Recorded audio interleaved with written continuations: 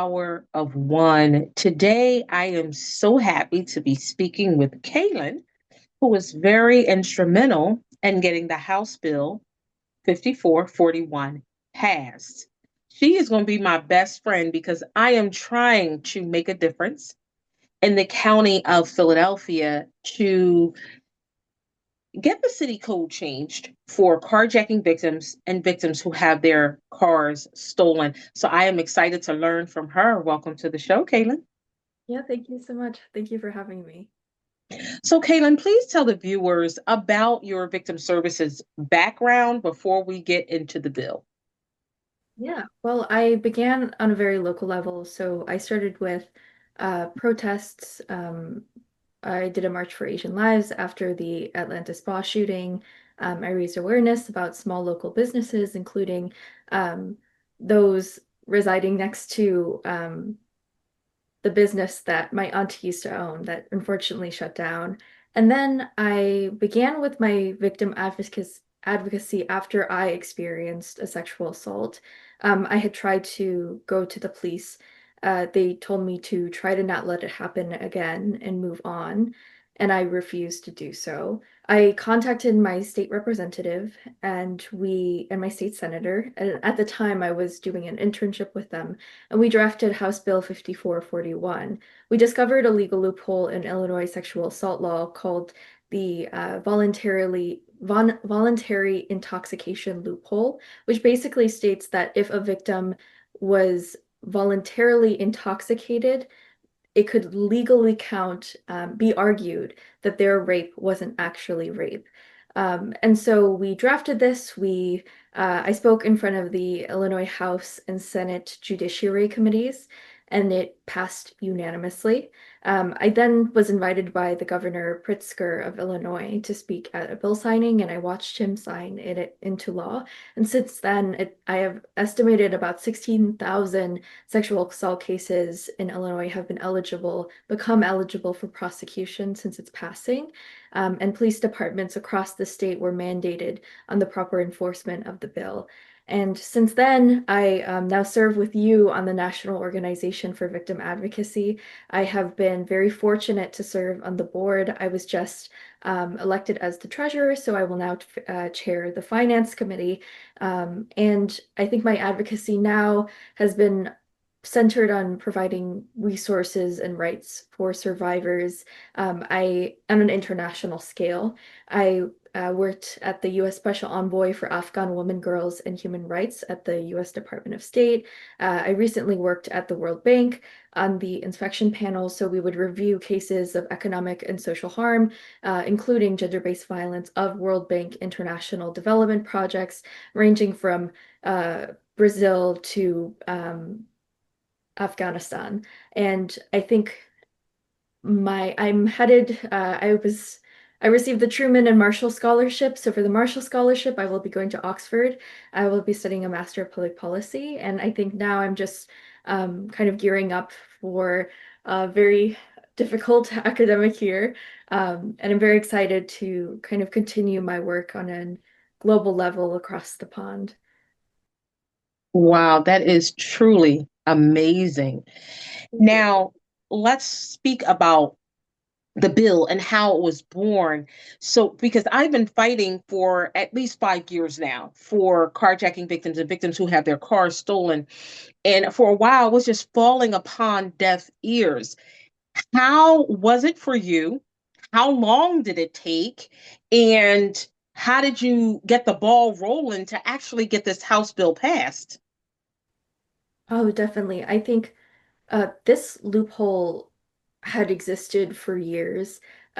Prosecutors, judges, lawyers had advocated to close the loophole for years, but there were although people agreed it was kind of a no-nonsense bill, there was not enough incentive. It was not a spark to kind of begin the advocacy for the bill. And I think for me, the way that I was able to push political officials to act was kind of I I had developed a personal relationship with my state senator, with my state representative in Illinois, and for someone who over 2 months working in that office to have experienced sexual assault and to firsthand experience kind of the failures of the legal system.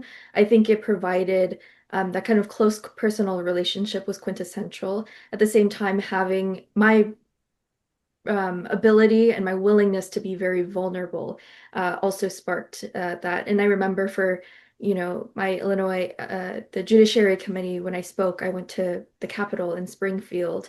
Um, just the the fear of opening up on such a personal level to such powerful and uh, political figures, at the same time understanding that if I wasn't willing to make that sacrifice, then who will? Um, Hmm. and although it was terrifying, I also found it to be incredibly rewarding and the Hmm. ability to kind of reclaim my story. So even though it was very vulnerable, it also helped me a lot in my healing journey. How long did it actually take from like the time when you said, okay, I'm going to tackle this bill and we have to have it changed? How long did it take for the prepping and then the actual legwork and then the bill being passed?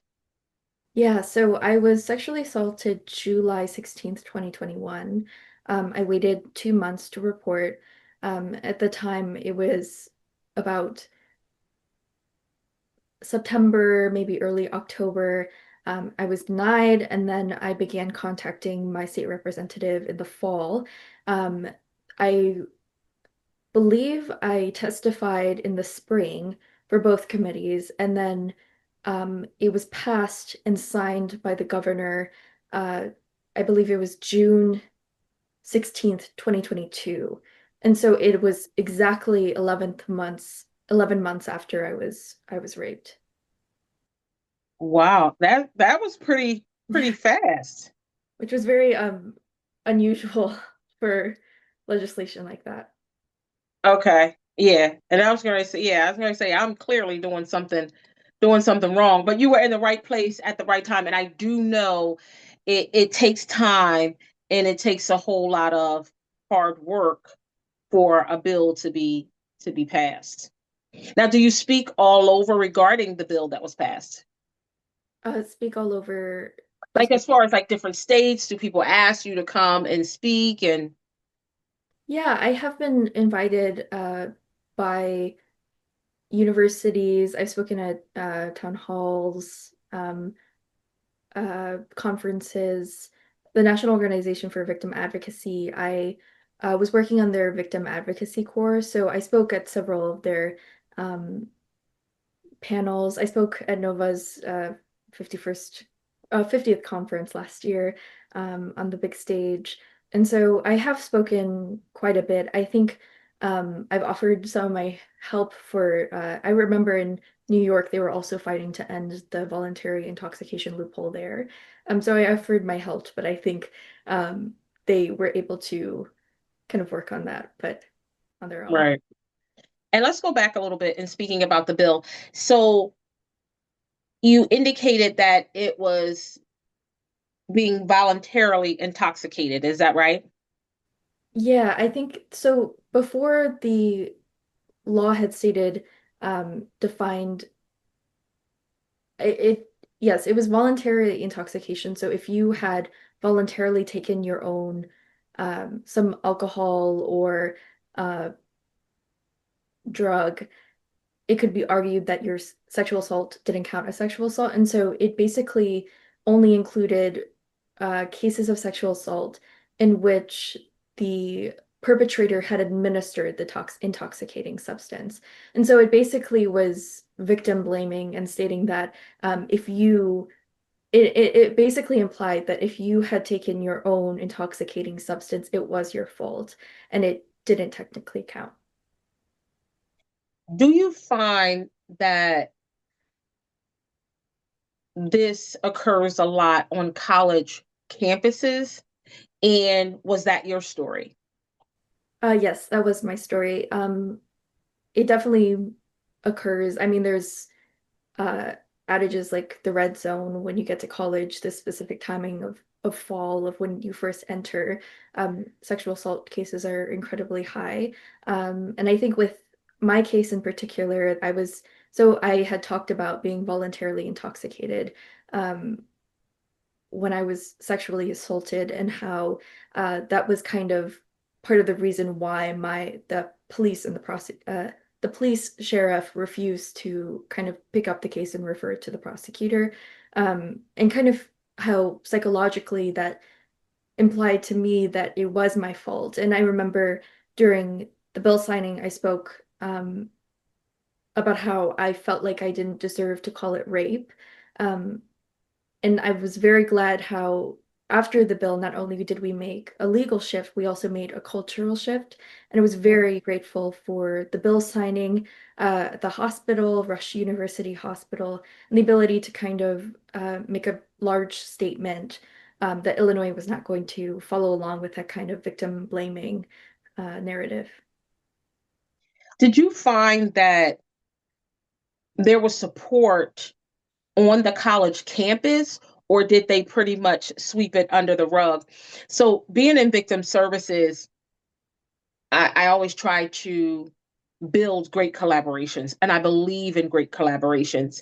But I've noticed that some universities do not want to receive outside victim services help. They keep it all inside. And the same thing with the branch of military, they keep it inside. So, with your university, did they offer you the help and support in the victim services that you needed, or it was just kind of swept under the rug?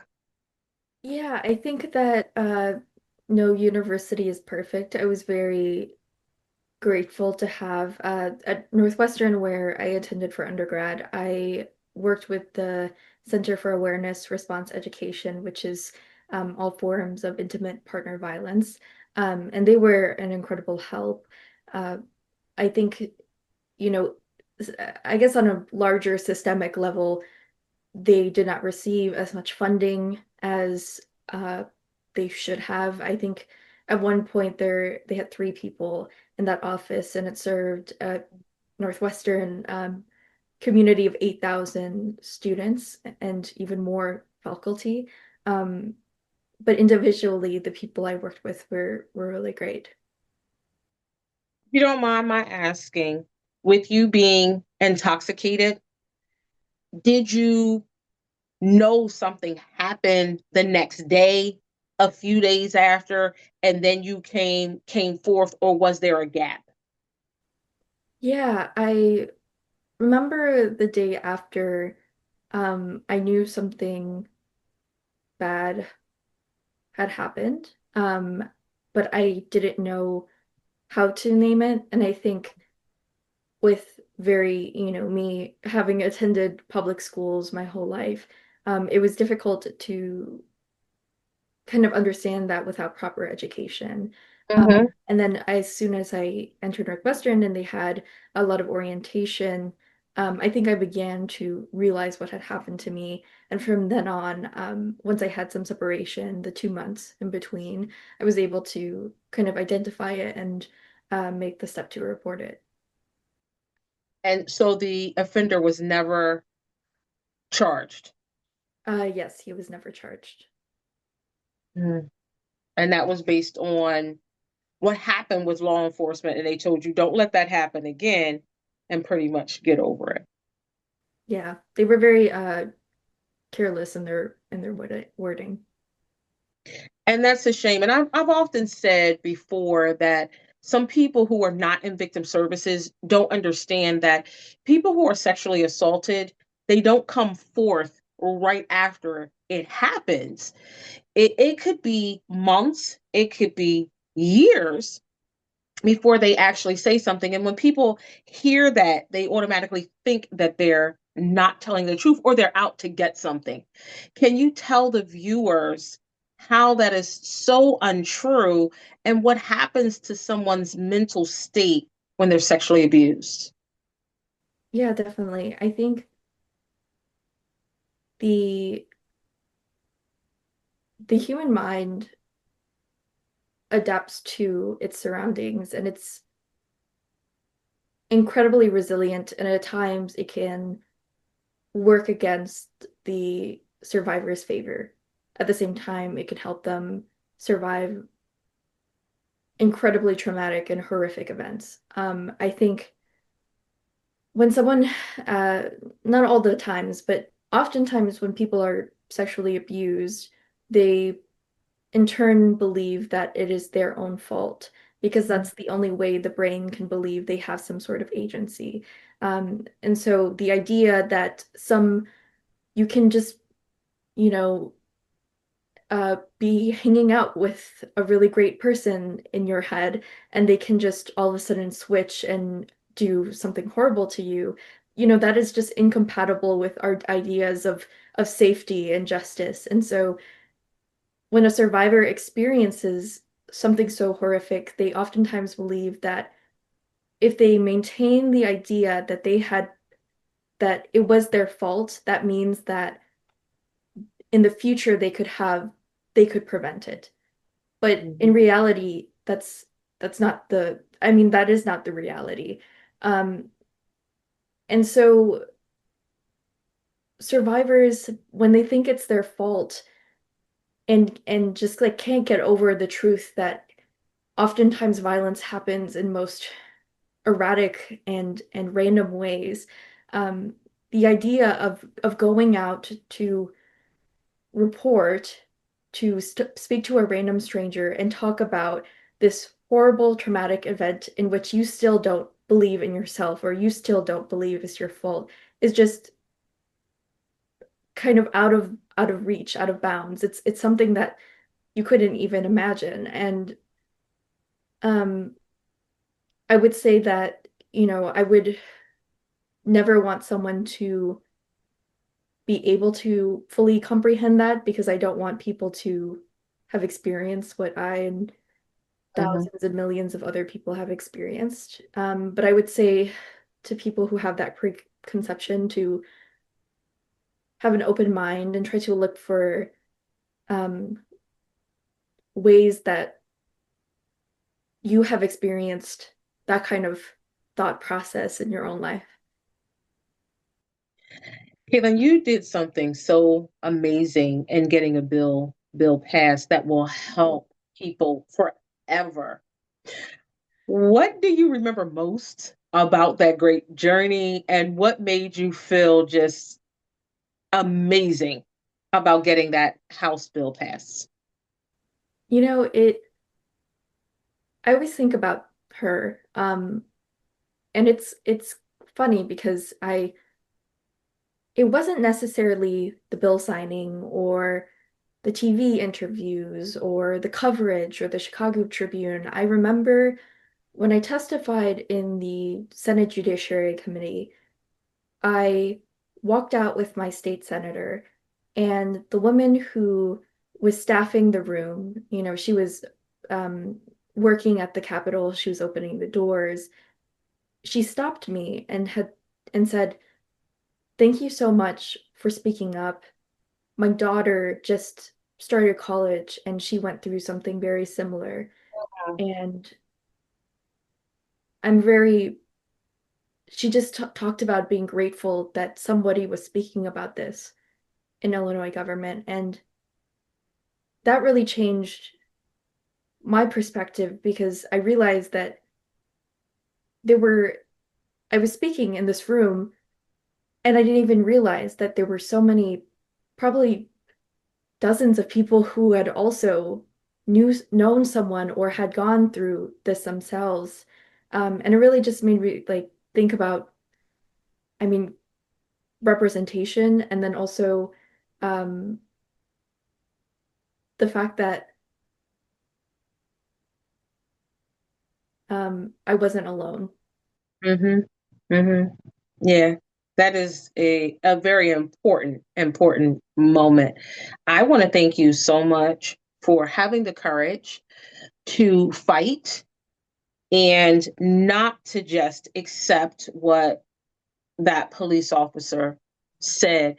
It takes so much courage, and I know it was draining to be able to get up every day and fight for what was right because of the wrong thing that happened to you.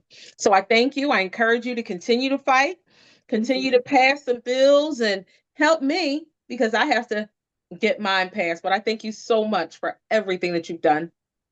Thank you so much for speaking with me and best of luck. I'm very glad that uh, the people in Philadelphia have someone like you advocating. So Oh, thank best of luck you. and happy to help with absolutely anything. Oh, you just don't know what you did. You know, I'll be contacting you. You think I hounded you to be on the show? It just starting, so I'm glad and I accept it. Thank you. I'm looking forward to it. Thank you so much for joining me today.